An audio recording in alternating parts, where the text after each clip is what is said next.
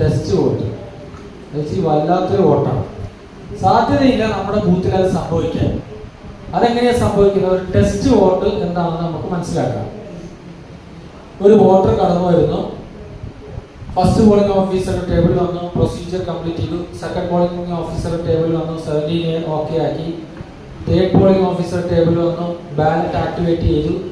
അദ്ദേഹം അങ്ങോട്ട് പോയിട്ട് വോട്ട് ചെയ്തു കഴിഞ്ഞപ്പോഴാണ് അദ്ദേഹത്തിന്റെ ഒരു പ്രതികരണം: ഞാൻ വോട്ട് ചെയ്തത് ഒന്നാമത്തെ സ്ഥാനാർത്ഥി, ബാലറ്റ് സ്ലിപ്പ് പ്രിന്റ് ചെയ്തത് രണ്ടാമതാണെന്ന് പറയും. അപ്പൊ ഞാൻ ചെയ്തതിനല്ല വോട്ട് വന്നിരിക്കുന്നതെന്ന് അയാൾ പറഞ്ഞ് ബഹളമുണ്ടാക്കുക. അപ്പൊ നമുക്ക് എന്ത് ചെയ്യാൻ പറ്റും? പ്രിസൈഡിംഗ് ഓഫീസർ പറയും, ഇത് കഴിഞ്ഞ 25 വർഷമായി ഇന്ത്യ രാജ്യത്ത് നടന്നുകൊണ്ടിരിക്കുന്ന തെരഞ്ഞെടുപ്പിൽ VVPAT ഉപയോഗിച്ചുകൊണ്ടിരിക്കുകയാണ്, അതിലൊന്നുപോലും ഇങ്ങനെ തെറ്റിയിട്ടില്ല എന്നൊക്കെ പറയുമ്പോൾ എന്നാ എനിക്ക് തോന്നിയതായിരിക്കും പോയാൽ രക്ഷപ്പെട്ടു. ഇവൻ പോകത്തില്ല. ഇപ്പൊ അതിന്റെ കണ്ണുകൊണ്ട് കണ്ടതാണ്. പിന്നെ ഏതോ ആളെയൊക്കെ വിളിച്ചിട്ട് സത്യം കണ്ണുകൊണ്ട് കണ്ടാണെന്ന് പറഞ്ഞില്ല, എനിക്ക് ടെസ്റ്റ് വോട്ട് ചെയ്തേ പറ്റത്തുള്ളൂ എന്ന് പറയും. ചിലർക്കൊക്കെ അറിയാം ഈ ടെസ്റ്റ് വോട്ടിനെ കുറിച്ച്. അപ്പൊ അയാൾ ഉദ്ദേശിക്കുന്നത് എന്താണെന്നറിയാം, ഈ ഇതിലൂടെ ഒരു വോട്ടും കൂടി ചെയ്യാൻ വേണ്ടി വന്ന തന്ത്രം. അങ്ങനെ ഒരു ടെസ്റ്റ് വോട്ട് ചെയ്യാൻ അനുവദിക്കാൻ ഇലക്ഷൻ നിയമപ്രകാരം വ്യവസ്ഥയുണ്ട്. അപ്പൊ വീണ്ടും ഇയാളെ ടെസ്റ്റ് വോട്ട് ചെയ്യാൻ പോവാണ്. അപ്പൊ ഇയാളുടെ വീണ്ടും എൻട്രി ഡിക്ലറേഷൻ വാങ്ങണം. ഇയാളിലേക്ക് ഇയാളോട് പറയണം, നിങ്ങൾ പറയുന്നത് അസത്യമാണെങ്കിൽ ജയിലിൽ പോകേണ്ടി വരും, പോലീസിനെ വിളിക്കും, അതാണ് ഇതാണെന്നൊക്കെ പറഞ്ഞ് ഈ ഫോം ഫില്ല് ചെയ്യണം. ഇതിനകത്ത് പറയുന്നുണ്ട്, ആ രണ്ടാമത്തെ സീരിയൽ നമ്പറിൽ IPC 177 പ്രകാരം ജയിലിൽ പോകാൻ പറ്റിയ സംഭവം. അപ്പൊ എന്നെ പോലെ ദുർബലൊക്കെ ആണെങ്കിൽ എന്തോ വേണ്ട, ഇനി ഒന്നും വേണ്ട, പോകാതെ നിൽക്കുന്നവരാണെങ്കിൽ ഇതൊക്കെ വാങ്ങുക. വാങ്ങിയതിന് ശേഷം വോട്ട് ചെയ്യാൻ വേണ്ടി 17A ഒന്നുകൂടി ഇയാളുടെ താഴെ നേരത്തെ എഴുതി വെച്ചിരിക്കുകയല്ലേ, ഇയാളുടെ ഒരു ലൈൻ എഴുതിയിട്ടുണ്ടല്ലോ, ഒരു നോർമൽ വോട്ട് ചെയ്തല്ലോ, തൊട്ട് താഴെ വീണ്ടും സീരിയൽ നമ്പറിൽ നെക്സ്റ്റ് ഇയാളുടെ ഡീറ്റെയിൽസ് തന്നെ എഴുതണം. ഇയാളെ വോട്ട് ചെയ്യാൻ വേണ്ടി വിടാൻ പോവുക. തേർഡ് പോളിംഗ് ഓഫീസർ ചെയ്തു, എന്നിട്ട് പോയി വോട്ട് ചെയ്യുമെന്ന് പറഞ്ഞ് വിടാൻ പറ്റുക. ഒറ്റക്ക് വിടരുത്, കൂടി ആരുണ്ടാകണം? പ്രിസൈഡിങ് അല്ലെങ്കിൽ പോളിംഗ് ഓഫീസറും പ്രിസൈഡിങ് ഓഫീസറും ഏജന്റുമാരെയും കൂടി വിളിച്ചിട്ട് നമ്മളെല്ലാവരും കൂടിയാണ് ഇപ്രാവശ്യത്തെ സദ്യ ഉണ്ടാക്കി പോകണം. ആർക്ക് വോട്ട് ചെയ്യുന്നതെന്ന് കണ്ണ് തുറന്ന് നോക്കണം. ഉദ്യോഗസ്ഥന്മാർ ചെയ്യാൻ പറയണം. വോട്ട് ചെയ്ത് ഇങ്ങോട്ട് നോക്കണം. അപ്പോൾ നമുക്കറിയാമല്ലോ ആർക്കാണ് ചെയ്തത്, ആർക്കാണ് തെളിഞ്ഞതെന്ന് നമുക്കറിയാം.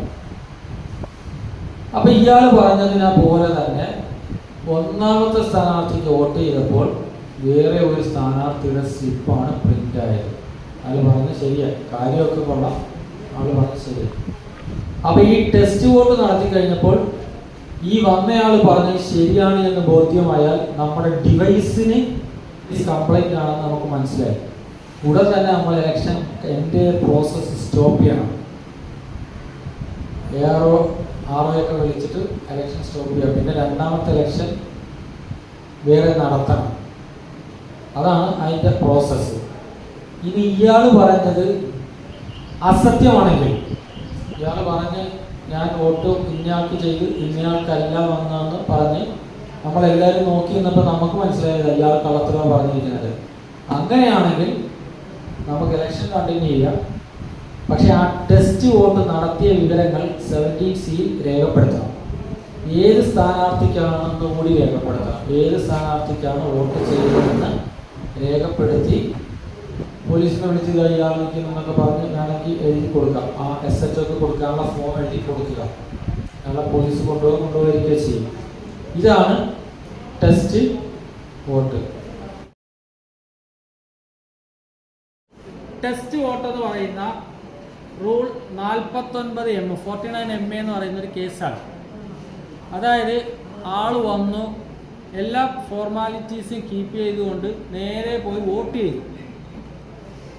വോട്ട് ചെയ്തിട്ട് ഈ VVPATലേക്ക് നോക്കിയപ്പോൾ കണ്ടതായിട്ട് അദ്ദേഹം പറയുകയാണ്, ഞാൻ മൂന്നാമത്തെ സ്ഥാനാർത്ഥിക്ക് വോട്ട് ചെയ്തു, പക്ഷെ തെളിഞ്ഞത് നാലാമത്തെ സ്ഥാനാർത്ഥി. ഇത് പറ്റത്തില്ല, അങ്ങനെയാണ് ഇങ്ങനെയാണെന്നൊക്കെ പറഞ്ഞ് പ്രിസൈഡിംഗ് ഓഫീസറുടെ അടുക്കൽ വരും. അപ്പോൾ നമ്മൾ പറയും, ഇത് കഴിഞ്ഞ 1984 മുതൽ ഇന്ത്യ രാജ്യത്ത് നടന്നുകൊണ്ടിരിക്കുന്ന തെരഞ്ഞെടുപ്പിൽ ഉപയോഗിച്ചുകൊണ്ടിരിക്കുന്നതാണ്. എത്ര കോടി വോട്ടർമാർ വോട്ട് ചെയ്തിട്ടും ഇതുവരെ ഒരു എന്ത് വന്നിട്ടില്ല, ഇതേപോലെ സംഭവിച്ചിട്ടില്ല. നിങ്ങൾ പറയുന്നത് അസത്യമാണ് എങ്കിൽ 177 IPC പ്രകാരം അകത്ത് കിടക്കാനുള്ള വകുപ്പുണ്ടെന്നൊക്കെ പറഞ്ഞിട്ടും ഇയാൾ നിൽക്കുന്നില്ല. എനിക്ക് രണ്ടാമത് വോട്ട് ചെയ്യണമെന്ന് ആൾ ശാഠ്യം പിടിക്കും. അപ്പോൾ ഒരു ടെസ്റ്റ് വോട്ട് അവിടെ ഉണ്ടാവുകയാണ്. ആ ടെസ്റ്റ് വോട്ടിന് വേണ്ടി വോട്ട് ചെയ്ത എല്ലാ എൻട്രീസും പൂർത്തിയായല്ലോ. ഒരു ടെസ്റ്റ് വോട്ടിന് ഇയാളെ അനുവദിക്കാൻ പോകുമ്പോൾ വീണ്ടും 17A രജിസ്റ്ററിൽ ആ സീരിയൽ നമ്പറിൻ്റെ തൊട്ട് താഴെ രേഖപ്പെടുത്തിയിട്ട് ടെസ്റ്റ് വോട്ടെന്ന് രേഖപ്പെടുത്തിയിട്ട് ഇങ്ങനെ പോരുക. എന്നിട്ട് ഇയാളെ കൊണ്ട് വോട്ട് ചെയ്യിക്കാൻ പോകുമ്പോൾ ഒറ്റക്ക് വിടരുത്. ഒറ്റക്ക് വിട്ടാൽ വീണ്ടും എന്ത് പറയും, ഞാൻ വോട്ട് ചെയ്തിട്ട് വേറെ ആൾക്കാർ കിട്ടിയെന്നത്. അപ്പം പ്രിസൈഡിംഗ് ഓഫീസറും പോളിംഗ് ഓഫീസറൊക്കെ കൈ പിടിച്ച് നേരെ അടുത്ത് പോയി നിന്ന് ഏജന്റുമാരെ വിളിച്ചിട്ട് വോട്ട് ചെയ്യാൻ പറയണം. ആർക്കാണ് വോട്ട് ചെയ്യുന്നതെന്ന് നോക്കി നിൽക്കണം. വോട്ട് ചെയ്തു നാലാമത്തെ സ്ഥാനാർത്ഥിക്ക്. അപ്പം തന്നെ ഇങ്ങോട്ട് നോക്കണം. പ്രിൻ്റ് വന്നു, ആർക്ക് വന്നു? നാലാമത്തെ ആൾക്ക് തന്നെ പ്രിൻ്റ് വന്നാൽ സംഭവം മെഷീൻ ഒരു കുഴപ്പമില്ല, എവനായിരുന്നു കുഴപ്പം. ഇങ്ങനെയുള്ള തെറ്റായ ആ ഡിക്ലറേഷൻ നൽകിക്കൊണ്ട് വോട്ട് ചെയ്ത് കഴിഞ്ഞാൽ ഈ പറയുന്ന രീതിയിൽ 177 പ്രകാരം IPC പ്രകാരം പോലീസ് പിടിച്ചുകൊണ്ട് പോകാനുള്ള പേപ്പറൊക്കെ നമുക്ക് എഴുതി കൊടുക്കാം. അതിനുള്ള ഓപ്ഷനുണ്ട്. അങ്ങനെ ഈ ടെസ്റ്റ് വോട്ട് നടത്താം. ഇനിയാ നമ്മൾ നോക്കിയിരിക്കുമ്പോൾ ഇയാൾ വോട്ട് ചെയ്ത നാലാമത്തെ സ്ഥാനാർത്ഥിക്കാണ്, പക്ഷെ തെളിഞ്ഞത് 3-ൽ അല്ലെങ്കിൽ മാറിയ വന്നത് എങ്കിൽ എന്താണ് മാർഗം? നമ്മുടെ VVPAT കംപ്ലൈൻ്റ് ആണെന്നുള്ള അർത്ഥം. ഇതിന് മുൻപ് നടന്ന വോട്ടെടുപ്പിലൊക്കെ എന്തോ സംഭവിച്ചിട്ടുണ്ട്. അതായത് ആ രാവിലെ മുതലുള്ള അതുകൊണ്ട് അപ്പം തന്നെ ROയെ അറിയിച്ച് കംപ്ലീറ്റ് എൻ്റെ പ്രോസസ്സ് അവിടെ വെച്ച് സ്റ്റോപ്പ് ചെയ്യുക. പിന്നീട് ഒരു ദിവസം ഫിക്സ് ചെയ്തിട്ട് നമുക്ക് താല്പര്യമുണ്ടെങ്കിൽ നമ്മൾ തന്നെ വന്ന് നടത്താം. അപ്പോൾ ടെസ്റ്റ് വോട്ട് കിട്ടിയാൽ, അപ്പോൾ ഈ ടെസ്റ്റ് വോട്ട് വന്നു കഴിഞ്ഞാൽ ഇവൻ ബോധപൂർവം അവൻ ഇഷ്ടപ്പെടുന്ന സ്ഥാനാർത്ഥിക്ക് ഒരു വോട്ട് കൂടി ചെയ്യുകയായിരുന്നല്ലോ. അത് നമുക്ക് വിട്ടുകൊടുക്കാൻ പറ്റത്തില്ല. അത് 17Cയിൽ 5ാമത്തെ സീരിയൽ നമ്പറിൽ ചോദിക്കുന്നുണ്ട്, ടെസ്റ്റ് വോട്ട് ഉണ്ടായിട്ടുണ്ടോ? ഉണ്ട്, 1. 2 ഉണ്ടായിട്ടുണ്ടെങ്കിൽ 2.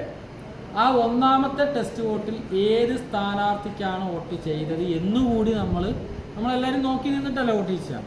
അപ്പോൾ അതുകൂടി നമ്മൾ രേഖപ്പെടുത്തണം. അത്രയും രേഖപ്പെടുത്തി 17C നിങ്ങൾ പൂർത്തിയാക്കണം.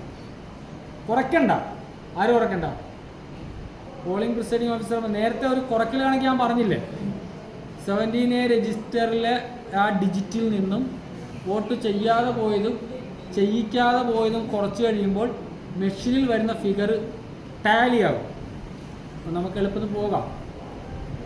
എന്നിട്ട് അതിൻ്റെ താഴെയാണ് ഈ ടെസ്റ്റ് വോട്ടിനെ കുറിച്ച് ചോദിക്കുന്നത്.